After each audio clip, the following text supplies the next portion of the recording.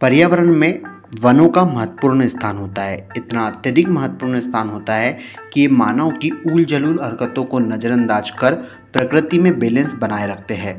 नमस्कार, बात पर्यावरण की में आज हम बात करने वाले हैं अमेजन वर्षा वनों की। सबसे पहले वर्षा वनों को समझते हैं।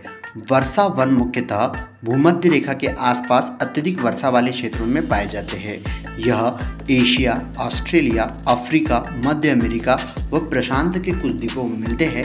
इसका ही विस्तार दक्षिण अमेरिका में वर्षा वन अमेजन नदी बेसिन पर है, जिसे अमेजन के वर्षा वन कहते हैं। वैसे तो ये बहुत प्रख्यात है। बता दें कि अमेजन के वर्षा वन का 40% जो भाग है वो ब्राज़ील में है। इसके अलावा अन्य 8 देशों में यह फैला हुआ है। कुल मिलाकर दक्षिण अमेरिका के 9 देशों में अमेजन वर्षा वनों का विस्तार है।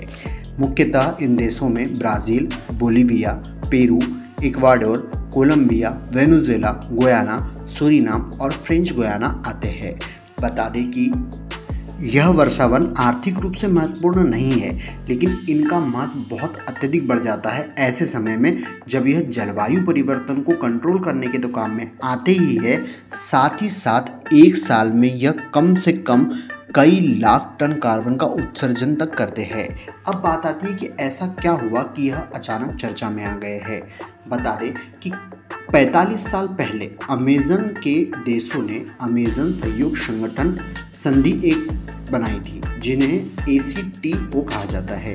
यह बनाई गई और समय समय पर इसकी बैठक भी होती गई, लेकिन इसमें कोई विशेष बदलाव नहीं हुआ। लेकिन हाल ही में देखा गया कि अमेजन के वर्षा वनों को बहुत तेज़ी से काटा जा रहा है, लेकिन किसी भी देश की कोई भी किसी भी प्रकार की एक्टिविटी उसमें नहीं दिखाई गई। किसी भी देश ने इस पर आवाज़ उठाना जरूरी नहीं समझा। लेकिन अब 14 साल बाद बैठक की गई और ब्राज़ील के ही एक शहर में बेलम में यह सभा आयोजित की गई और एक बेलम घोषणा पत्र 2023 विस्तारित किया गया, जिसमें अमेजन वर्षा वनों को सहयोग के लिए, उनको सुधार के लिए, उनकी सुरक्षा के लिए यह संधि करने की बात की गई। लेकिन इसमें भी कई बातों को नकारते हुए सिर्फ इस बात पर विशेष ध्यान दिया गया कि अमेजन वर्षा वनों की कटाई पर धीरे धीरे रोक लगाई जाए। साथ ही यहाँ पर इस बात पर कि एक अमेजन फंड बनाया जाए। हाल ही की इसमें कोलंबिया का एक प्रस्ताव, जिसमें 2025 तक 80% हिस्से की कटाई को रोकने और क्षरण को रोकने की बात की गई थी, इसे नकार दिया गया कुछ देशों द्वारा। लेकिन फंड को और साथ ही कटाई को धीरे धीरे रोकने की बात पर यह सहमत हुए हैं और इसी के साथ 8 देशों द्वारा बेलम घोषणा पत्र प्रस्तावित किया गया और इस पर हस्ताक्षर भी किए गए हैं। अब देखना है यह है कि यह बेलम घोषणा पत्र कितना सुचारू रूप से कार्य करता है और कितना यह अपने रूप में आता है, अर्थात यह कितने रूप से लागू किया जा सकता है। जमीनी स्तर पर किस तरह इसे लागू किया जाता है यह देखना आवश्यक होगा।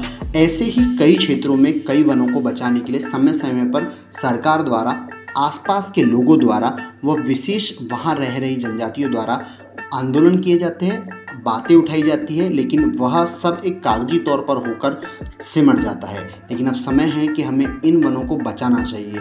अमेजन सहयोग संधि संगठन तक ही यह बात निश्चित नहीं रहनी चाहिए, बल्कि अदर क्षेत्रों में भी विशेषतः कई लोगों को इस पर आगे आना पड़ेगा और अब नेताओं को अपनी राजनीति छोड़कर इस चीज़ पर विशेष ध्यान देना होगा कि वन है तो जीवन है और वन नहीं तो जीवन नहीं, और हमें अपने आसपास के वनों को बचाने का काम करना चाहिए।